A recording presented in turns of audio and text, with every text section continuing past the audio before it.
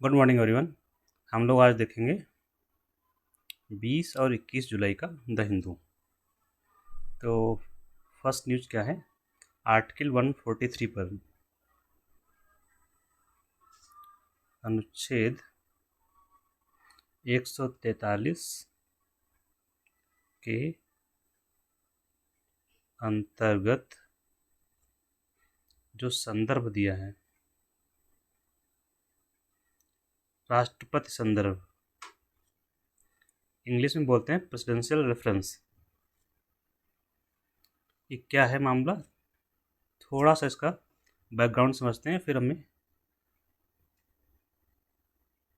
समझ में आएगा।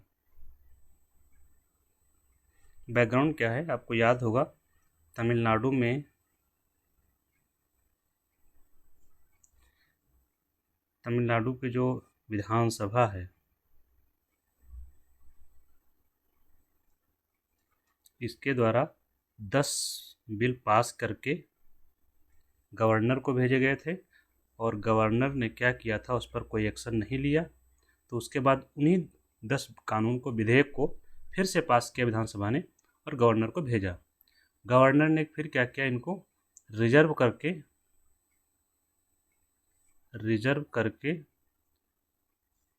राष्ट्रपति को भेज दिया। या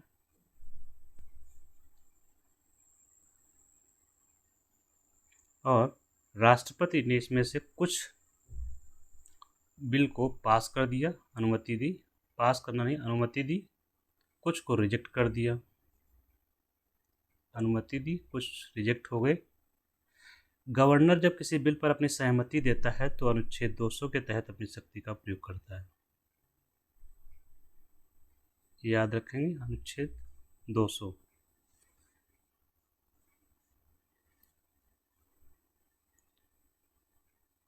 किसी विधेयक पर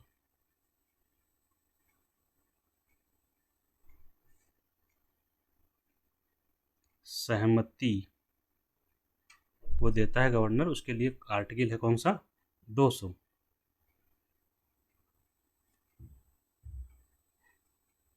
अनुच्छेद 200 राज्यपाल के समानांतर ही राष्ट्रपति को जो शक्ति प्राप्त है वो है अनुच्छेद 111 में।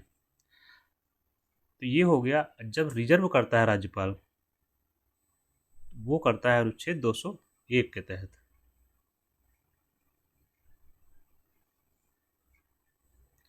तो ये मामला पूरा चला गया था सुप्रीम कोर्ट, जो राष्ट्रपति ने एक्सेप्ट या रिजेक्ट किया।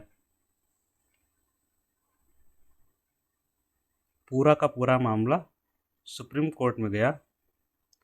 रीजन क्या था? क्योंकि काफ़ी डिले किया गया, 2-2, 3-3 साल का डिले गया। इसी में सुप्रीम कोर्ट ने क्या किया, कुछ निर्देश जारी किए। निर्देश जारी किए किसके लिए?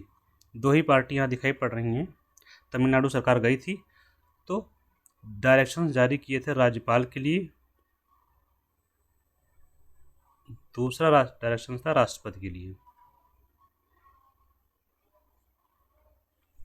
ठीक, इन दोनों ही मामलों में क्या किया, समय सीमा निर्धारित कर दी गई।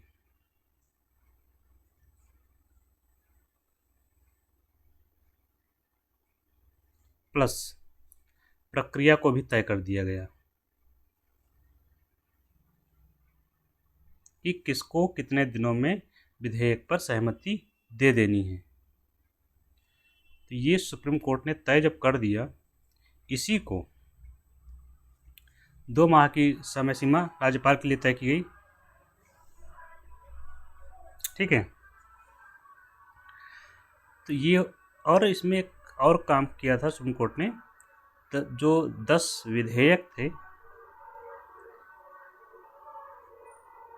10 विधेयक को पारित घोषित कर दिया था सुप्रीम कोर्ट ने।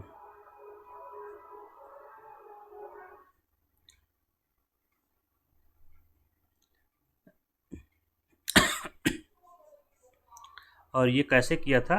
अनुच्छेद 142 की शक्तियों का प्रयोग करते हुए। अनुच्छेद 142 की शक्ति का प्रयोग किया था सुप्रीम कोर्ट ने। तो ये था पूरा केस। अब इससे प्रभावित कौन हुआ? राज्यपाल और राष्ट्रपति प्रभावित हुए। इनकी समय सीमा और प्रक्रिया को तय कर दिया गया कि ज़्यादा समय तक वो डिले नहीं कर सकते। इस वजह से प्रभाव पड़ा केंद्र सरकार पर।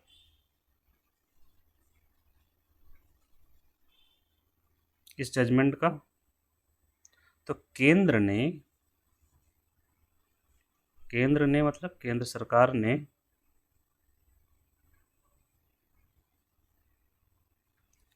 प्रेसिडेंशियल रेफरेंस भेजा है।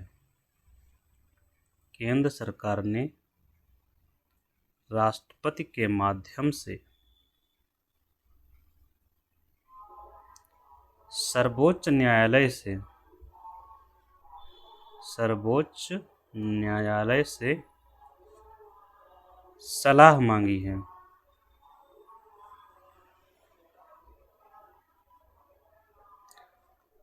कौन सी शक्ति का प्रयोग किया है? अनुच्छेद 143 की शक्ति के तहत। आप लोग जानते होंगे अनुच्छेद 143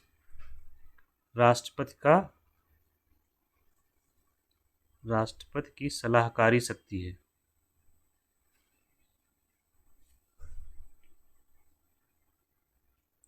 या दूसरे तरीके से कहें तो सर्वोच्च न्यायालय का एडवाइजरी जुडिक्शन है।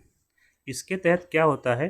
राष्ट्रपति सलाह मांगता है, जैसे कि इस केस में सुप्रीम कोर्ट से मांगी। ठीक, राष्ट्रपति सलाह मांगता है किससे? सुप्रीम कोर्ट या सर्वोच्च न्यायालय से। SC for supreme court. लेकिन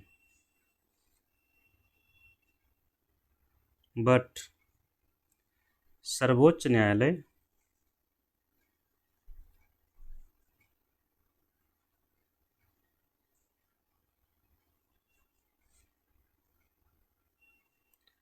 सलाह देने के लिए बाध्य नहीं है। एक बात याद रखेंगे, मतलब ये मना कर सकता है।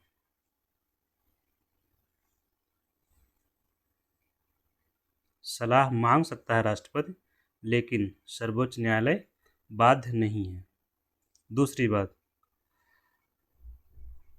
सलाह को मानने के लिए, मान लीजिए सुप्रीम कोर्ट ने दे दिया, तो सलाह को मानने के लिए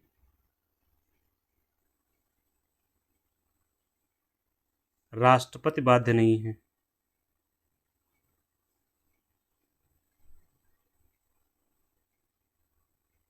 देखिए, सलाह है, सलाहकारी इसलिए लिखा गया है, और सलाह किसी की बाध्यकारी नहीं होती है। आप लोग भी देखते होंगे, बहुत से लोग सलाह देते हैं। क्या आप मानते हैं? नहीं। आप सलाह किसी से मांगते हैं, किसी ने दे दी, तो भी आप लोग सलाह नहीं मांगते हैं, मानते हैं कि हम क्यों माने। तीसरा, सर्वोच्च न्यायालय जब सलाह देता है तो इसके लिए 5 जजेस की पीठ बनती है। पीठ सुनवाई करके सलाह टेंडर करेगी। तो अब यही मामला यहाँ पर आ चुका है। जो राष्ट्रपति ने रेफरेंस भेजा, इसके तहत वो यही भेजा है कि क्या सर्वोच्च न्यायालय सुप्रीम कोर्ट को अनुच्छेद 142 के अंतर्गत इतनी अधिक शक्ति प्राप्त है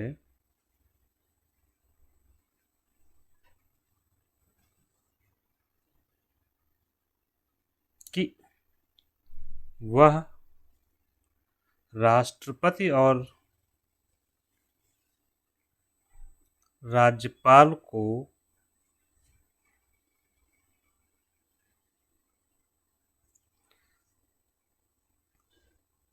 राज्यपाल की समय सीमा को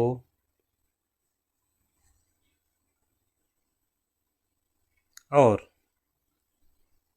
प्रक्रिया को विधेयक के संदर्भ में है, विधेयक के संदर्भ में कि वह राष्ट्रपति या राज्यपाल को समय सीमा को और प्रक्रिया को निर्धारित कर सकता है।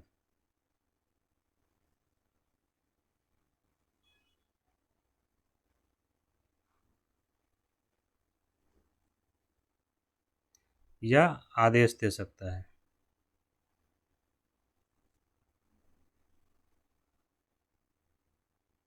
तो ये विषय है जो अब प्रेसिडेंशियल रेफरेंस के रूप में सुप्रीम कोर्ट के सामने आया है। ये है क्वेश्चन, इसी का जवाब देना है सुप्रीम कोर्ट को। तब इसके लिए बेंच बन गई है, पीठ का गठन हो गया है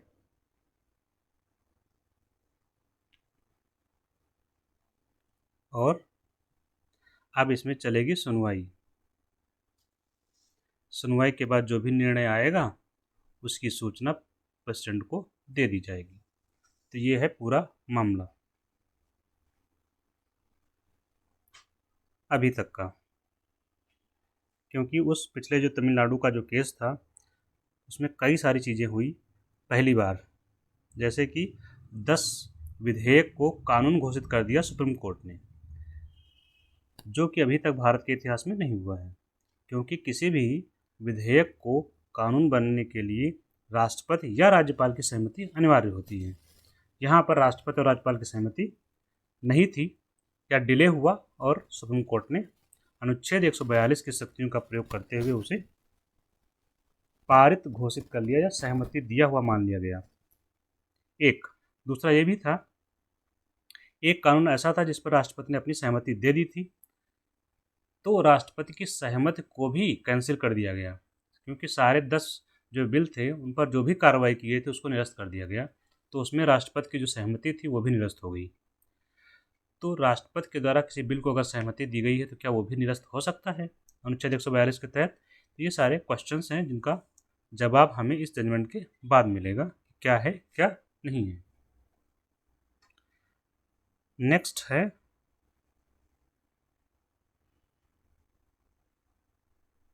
ब्रह्मपुत्र नदी पर बांध।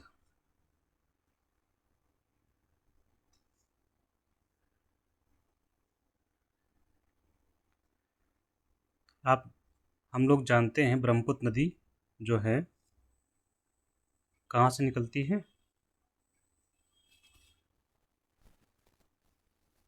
ब्रह्मपुत्र नदी का उद्गम सोर्स है मानसरोवर झील के पास से निकलती है। ये मानसरोवर झील वही है जहाँ पर हम लोग जाते हैं कैलाश मानसरोवर की यात्रा के लिए, और अभी ये समय यात्रा चल रही है और ये बहुत दिनों बाद अनुमति मिली है इसकी। अभी चीन ने अनुमति दी है, कोरोना के बाद से लगभग बंद था, जो चीन की अनुमति के बाद पहला जत्था भी गया है कैलाश मानसरोवर के लिए। वाया रास्ता कौन सा था? ये सिक्किम के थ्रू गया है, जो नाथुला वाला मार्ग है उससे एक जत्था गया है और देख कर आया है कि सब ठीक है, तो यात्रा उनकी पूरी हो गई है। फिलहाल ब्रह्मपुत्र नदी निकलती है मानसरोवर झील से और इसको हम लोग बोलते हैं सांगपो। हम लोग नहीं बोलते हैं, चीन जो तिब्बती लोग हैं वो बोलते हैं। इसी नदी पर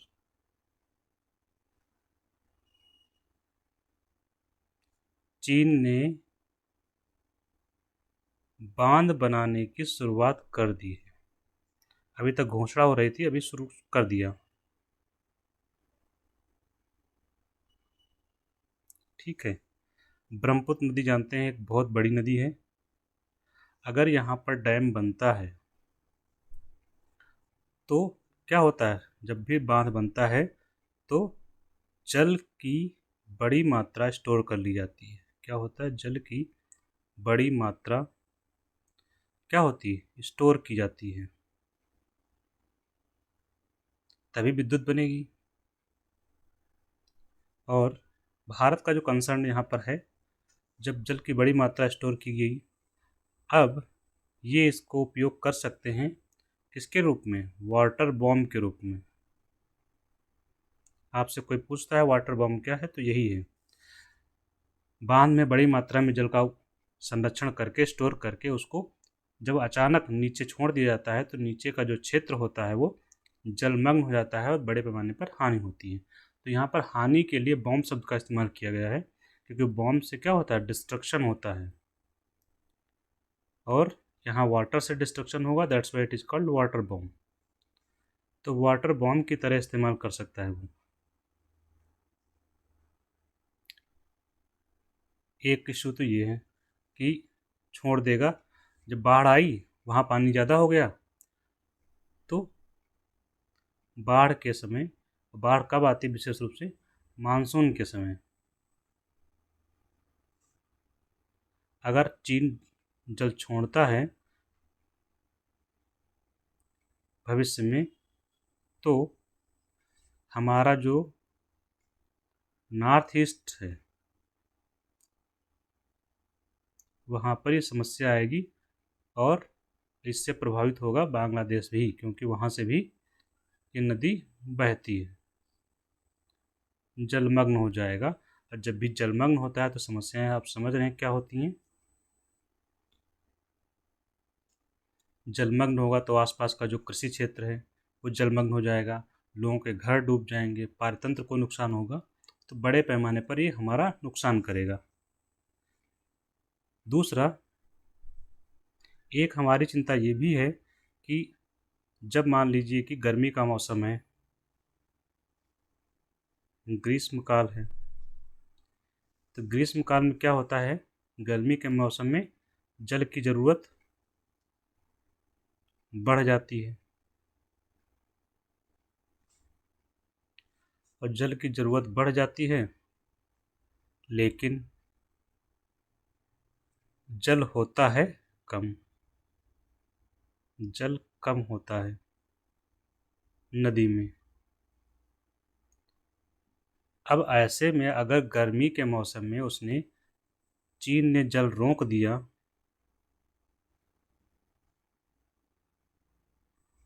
ब्रह्मपुत्र नदी का, तो हमारा जो असम का जो क्षेत्र है, अरुणाचल प्रदेश का जो क्षेत्र है जहाँ से गुजरती है, यहाँ पर स्थिति क्या हो जाएगी? यहाँ पर सूखे की स्थिति उत्पन्न हो जाएगी, और सूखा या कृषि कोई नहीं कर पाएंगे, प्लस वहाँ पर जो हमारे पार्क हैं, बायोडाइवर्सिटी है, जैव विविधता, उस सबको क्या होगा? नुकसान होगा। तो ये हमारे मेजर कंसर्न है भारत के, कम से कम। चीन का स्टैंड क्या है इस पर? चीन का कथन क्या है? वो कह रहा है हम डैम क्यों बना रहे हैं, बांध क्यों? उसका रीजन जो दिया है, उसका कहना है हम कार्बन न्यूट्रल बनना चाहते हैं, इसके लिए हमारे लिए ज़रूरी है। एक कार्बन न्यूट्रल क्या होता है? देखिए कैसे होगा। जब वहाँ पर ये बनाएगा बांध, मेगा डैम है ना, बहुत बड़ा बांध है, मेगा का मतलब यहाँ बड़े से है।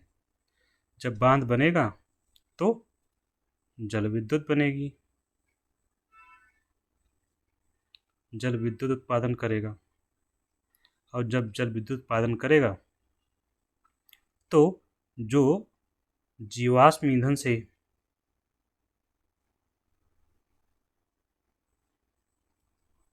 जीवाश्म ईंधन के खपत में कमी आएगी। बस यही तो हो जाएगा, इसी को बोलते हैं कार्बन न्यूट्रल होना, कि हम जो कार्बन के उत्सर्जन में कटौती कर रहे हैं। क्योंकि जल विद्युत अगर हम यहाँ से बना लेंगे, हम नहीं, चीन बनाएगा, तो जीवाश्म ईंधन में कमी आएगी, यही उसका उद्देश्य है। एक रीजन दिया। दूसरा, उसका कहना है ये जो जल विद्युत बनेगी, जल विद्युत क्या है? विद्युत है, और इससे क्या होगा, उसका होगा औद्योगिकरण, उद्योगों में इस्तेमाल करेगा और उससे होगा आर्थिक विकास। तो ये सब लिंक है जो आपको याद रखना है। तो यही दो रीजन है उसने दिए हैं, एक आर्थिक विकास और कार्बन न्यूट्रल का लक्ष्य प्राप्त करना है उसे। एसडीजी में जो पेरिस समझौता हुआ है 1915 नहीं 2015 में, 2015 में, तो वहाँ पर जो कस्में वादे हुए, कस्में वादे क्या हैं, मेन रूप से जो हुआ कि हम कार्बन के उत्सर्जन को कम करेंगे। तो कार्बन उत्सर्जन कम करने का मतलब है फॉसिल फ्यूल का उपयोग कम करना, फॉसिल फ्यूल से कच्चा तेल कम करना। कच्चा तेल कहाँ कहाँ यूज होता है, विद्युत उत्पादन में बहुत बड़ी मात्रा में यूज करते हैं, कोयला वगैरह। तो विद्युत उत्पादन अगर जल विद्युत से करेंगे तो उधर का खपत कम हो जाएगा, तो कार्बन न्यूट्रलिटी की ओर बढ़ जाएंगे। भारत भी यही कर रहा है, और ये स्टैंड भारत का भी सेम स्टैंड है जब हम चिनाब नदी पर डैम बनाने की बात करते हैं, इंडस वाटर पर डैम बनाने की बात करते हैं, तो यही स्टैंड हमारा भी है। और पाकिस्तान का स्टैंड वही है जो यहाँ पर चीन का है। ओ, पाकिस्तान का स्टैंड इंडस वाटर में वही है जो भारत का इस समय है ब्रह्मपुत्र के मामले में, और हमारा स्टैंड वही है जो चीन का स्टैंड है इस समय ब्रह्मपुत्र के मामले में। ठीक है, क्योंकि देखिए रीजनिंग वही रहती है, हमें लिखना होता है हर मामले में अलग अलग। थर्ड क्या है, एक सत्र शुरू हो रहा है मानसून। ये क्या होता है, ये शुरू हो गया मंडे से, सोमवार से संसद के मानसून सत्र की शुरुआत।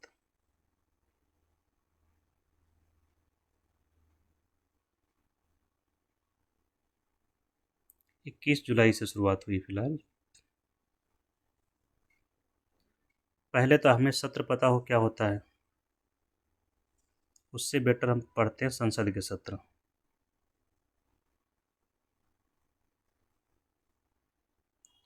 कितने होते हैं वर्ष में, 3। पहला बजट सत्र, दूसरा मानसून सत्र, यही वाला सत्र हो रहा है मानसून सत्र जिसकी हम चर्चा कर रहे हैं। तीसरा होता है विंटर सेशन, शीतकालीन ठंडी वाला सत्र। तो ये इस समय मानसून सत्र का आयोजन किया जा रहा है, और इस समय मानसून आ ही चुका है भारत में। जब मानसून आता है तो भारत में कृषि अच्छी होती है, इसी चीज़ों से जुड़ा हुआ है भारत, चूँकि मानसून से ही भारत का विकास जुड़ा हुआ है। तो इसके बारे में एक और बात हमें याद रखनी है, संवैधानिक रूप से संसद के 2 सत्रों के बीच 6 माह से अधिक का अंतराल नहीं होना चाहिए। 6 माह से अधिक का अंतर नहीं होना चाहिए। इसका मतलब ये हुआ क्या कि एक साल में 2 सत्र तो हों। एक साल में न्यूनतम कितने सत्र होने चाहिए,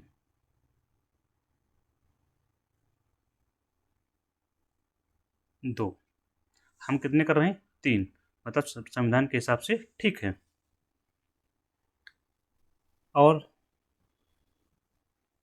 संसद का सत्र, अच्छा सत्र का मतलब थोड़ा सा आप लोगों को कन्फ्यूजन लग रहा होगा, हो सकता है, जैसे कि देखिए स्कूल का सत्र शुरू होता है जून जुलाई में, फाइनेंशियल ईयर शुरू होता है, कैलेंडर ईयर शुरू होता है, वैसे ही संसद का सेशन शुरू होता है। तो वैसा कुछ खास नहीं है, मतलब संसद की शुरुआत। तो संसद के सत्र की जो, अब बुलाता कौन है, जैसे स्कूल खुलता है तो टीचर बुलाता है, तो संसद का सत्र बुलाता है कौन, राष्ट्रपति। क्योंकि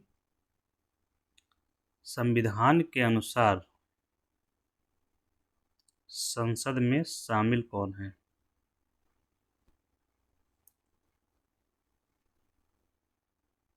संविधान के अनुसार एक आर्टिकल है उसका, संसद में 3 चीजें शामिल हैं: लोकसभा, राज्यसभा और राष्ट्रपति। तो संसद का सत्र कौन बुलाएगा? राष्ट्रपति। और खत्म कौन करेगा? बुलाने को क्या बोलते हैं? सत्र आहूत। सत्र प्लस आहूत बराबर सत्राहूत। ठीक। सत्र को खत्म कौन करेगा? सत्र का खत्म मतलब सत्र अवसान। तो जो बुलाएगा वही खत्म करेगा। ठीक। और इसके बीच में जैसे 21 जुलाई से सत्र शुरू होगा और चलेगा 21 अगस्त तक। इस बीच में क्या होगा? चलेगा क्या मतलब क्या हुआ? इसके बीच में बैठकें होंगी, लोकसभा की, राज्यसभा की बैठकें होंगी। कहाँ बैठक होगी? वहीं जो अपनी नई संसद बनी है। और इस बैठक में जब होगा तो जितने आपके सांसद हैं ये सब बैठेंगे यहाँ पर। यहाँ बैठेगा presiding officer. Presiding officer Hindi अध्यक्ष।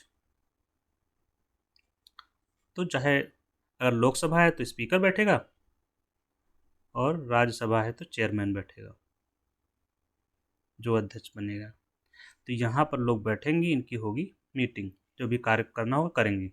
लेकिन कभी कभी क्या करते हैं ये लोग? हंगामा करते हैं, तो सदन क्या होता है? स्थगित कर देते हैं।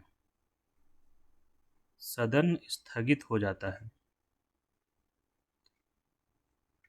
और तो सदन स्थगित हो रहा है तो दोनों सदन थोड़ी ना होंगे। जिसमें दिक्कत होगी वो होगा। लोकसभा अलग है, राज्यसभा अलग है, क्योंकि दोनों के अध्यक्ष अलग अलग हैं। तो सदन स्थगित कौन करेगा? इनका जो टीचर है, क्लास टीचर। तो यहाँ क्लास टीचर कौन है? अध्यक्ष। तो सदन स्थगित कौन करता है?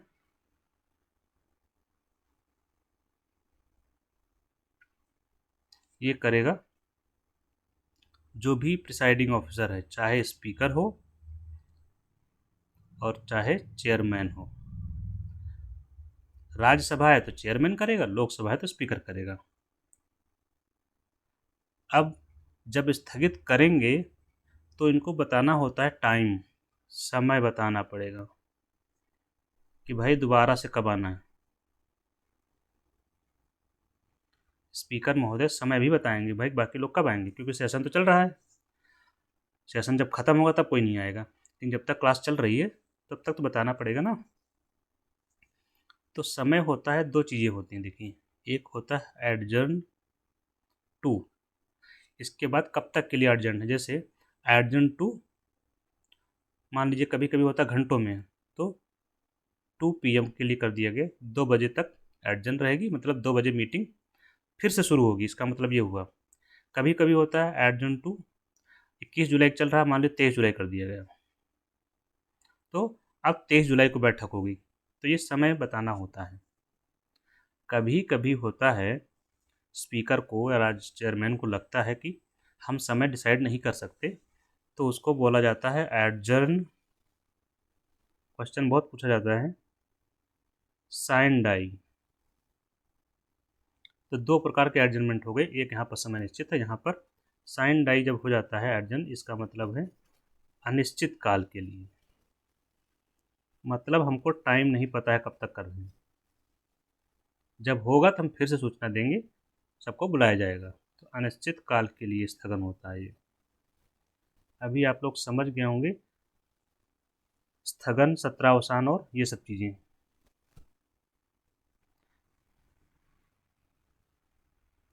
नेक्स्ट है सिविल न्यूक्लियर डील को लेकर के कुछ बातें हैं। सिविल न्यूक्लियर इश्यूज हैं कुछ। इसके बारे में एक हम लोग एडिटोरियल भी चर्चा किए थे। जैसे सिविल न्यूक्लियर इश्यूज मतलब नागरिक नाभिकीय जो समस्याएं हैं उनको लेकर के, न्यूक्लियर सेक्टर की जो समस्याएं हैं। तो भारत ने 2047 तक लक्ष्य रखा है कितना, 100 गीगावाट का। किससे, ये ऊर्जा उत्पादन का, नाभिकीय ऊर्जा का लक्ष्य है। अभी हम लोग बहुत कम कर रहे हैं। अब इसको अगर यहाँ तक ले जाना है तो हमें क्या करना होगा, हमें नाभिकीय क्षेत्र को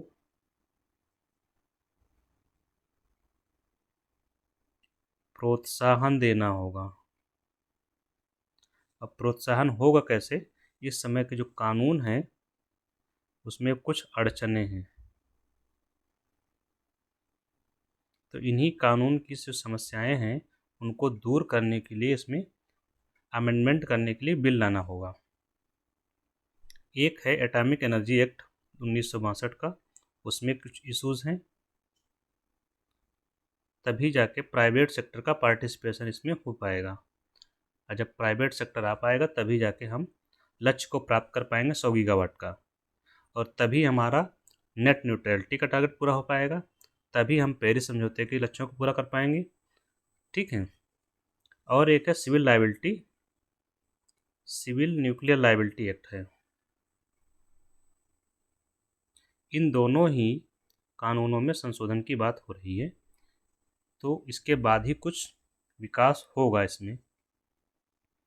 जैसे भारत में क्या है,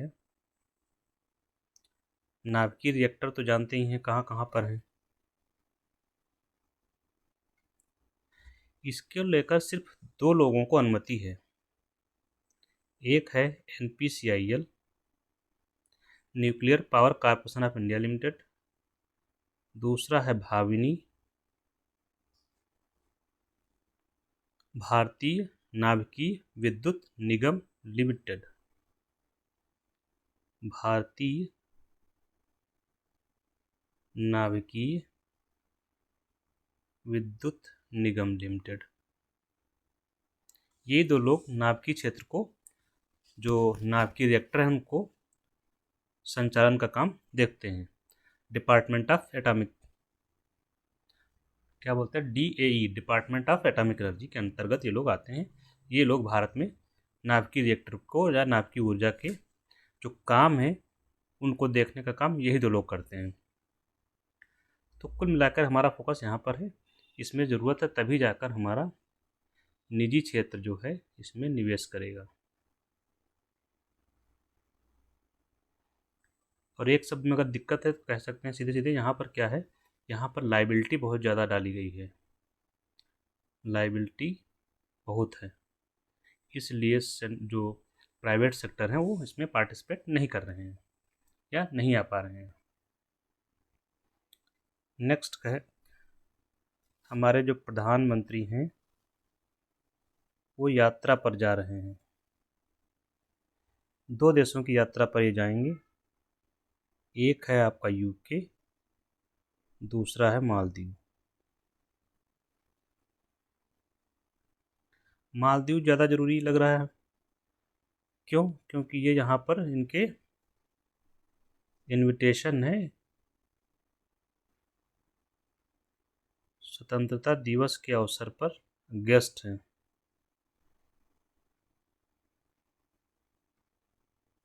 अवसर पर गेस्ट के रूप में जा रहे हैं। UK में क्या है, वहाँ पर फ्री ट्रेड एग्रीमेंट हमारा बातचीत हो गई थी, उसी पर साइन होना है। एक मेजर इशू ये है वहाँ पर।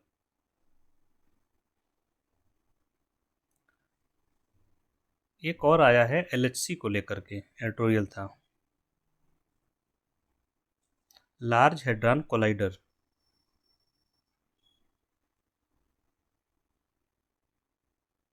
कोलाइडर मतलब कोलाइड करने वाला, कराने वाला। ये क्या है, ये एक मशीन है,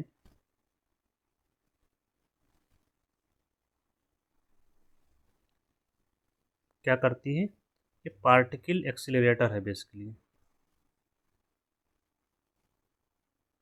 एक्सीलरेटर, आप लोगों ने बाइक में देखा होगा, एक्सीलेटर बोलते हैं हम लोग, वही एक्सीलेटर, गति देने वाला पार्टिकल। ये जो छोटे छोटे कण होते हैं, जैसे प्रोटॉन, इलेक्ट्रॉन, न्यूट्रॉन, इन्हीं को एक्सीलरेट करता है, मतलब तीव्र गति से एक्सीलरेट करके तीव्र गति से टकराते हैं। ये आपस में टकरा कर जो घटना होती है उसी का ऑब्जर्वेशन करते हैं, उसी को ऑब्जर्व किया जाता है। क्योंकि जब ये आपस में टकराते हैं तो होता क्या है कि नए कण उत्पन्न होते हैं, जैसे कि हिग्स बोसान उत्पन्न हुआ था। हिग्स बोसान, बेसान नहीं, हिग्स बोसान, जिसे गॉड पार्टिकल कहा जाता है।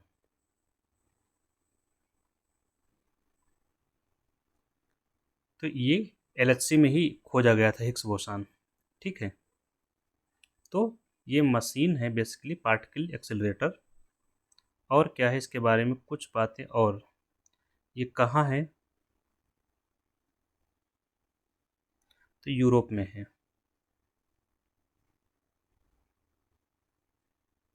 यूरोप में कहाँ पर, स्विट्जरलैंड और फ्रांस की सीमा पर।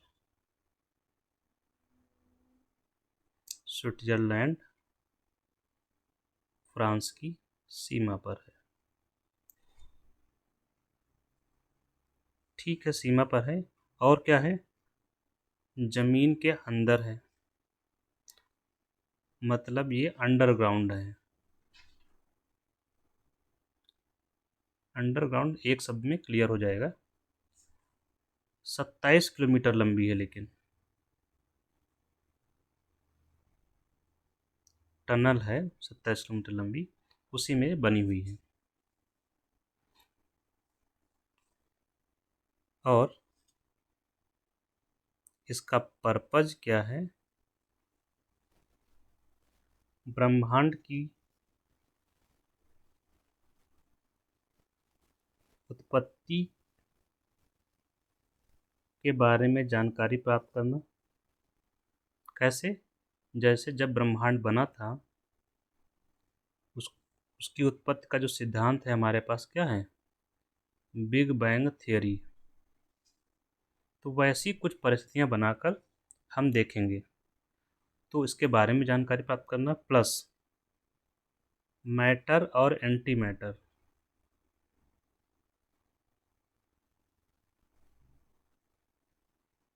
के बारे में जानना। जानना यहाँ पर जो केंद्र में है, जो बिग बैंग थियरी हुई थी, मतलब बिग बैंग थियरी नहीं हुई थी, जो बिग बैंग हुआ था 13 billion years ago, big band नहीं, बिग बैंग। ठीक है, तो हुआ क्या, जब बिग बैंग हुआ, बड़ा विस्फोट हुआ, तो उसके बाद दो तरह के कण बने थे। दो तरह के कण बने थे, कौन कौन से, एक बना था मैटर, और दूसरे कणों को बोला गया था एंटी मैटर। दो तरह के कण बने थे, वो भी बराबर मात्रा में,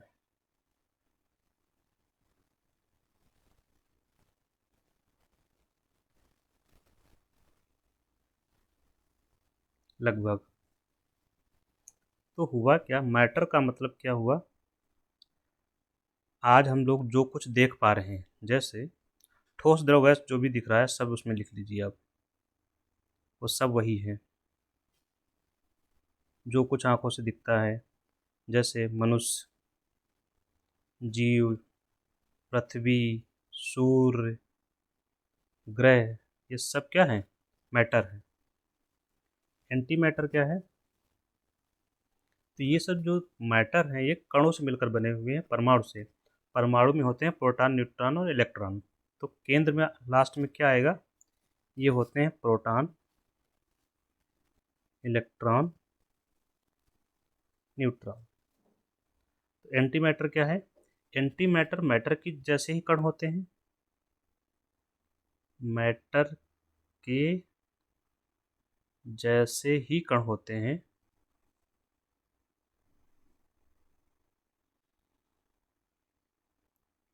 केवल पर चार्ज, उन पर नहीं, केवल इन पर चार्ज जो होता है अपोजिट होता है।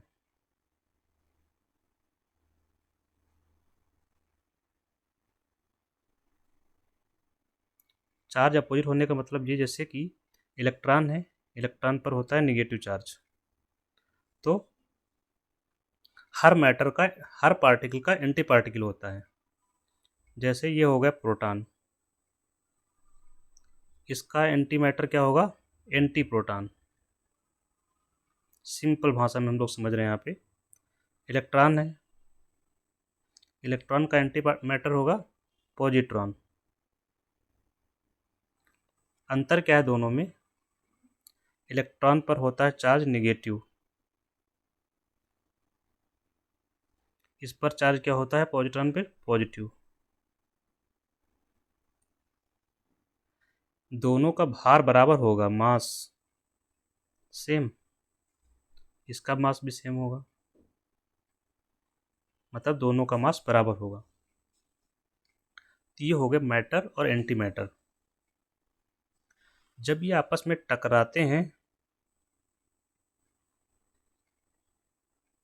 मैटर एंड, एक मिनट, तो ये हमने भी मैटर समझा, यहाँ पर एक चीज़ जो हमें समझनी थी वो तो छूट गई।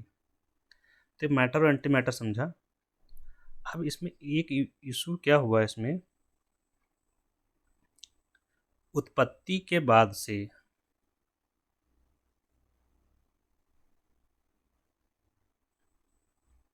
अब तक, मतलब बिग बैंग से लेकर अब तक क्या हुआ? मैटर जो है, मैटर तो दिख रहा है, लेकिन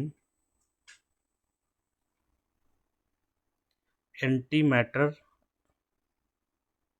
की मात्रा लगातार कम होती गई,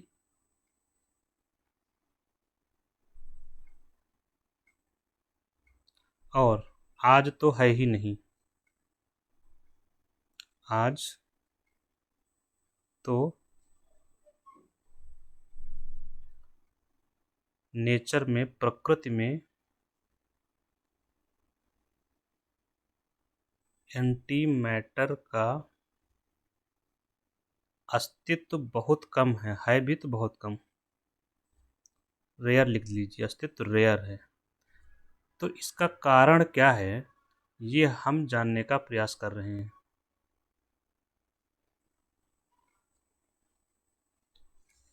तो ये हो गया हमारा कल का कुछ डिस्कशन, 2 दिन का। इसी के साथ थैंक यू, हम लोग नेक्स्ट डे फिर मिलेंगे।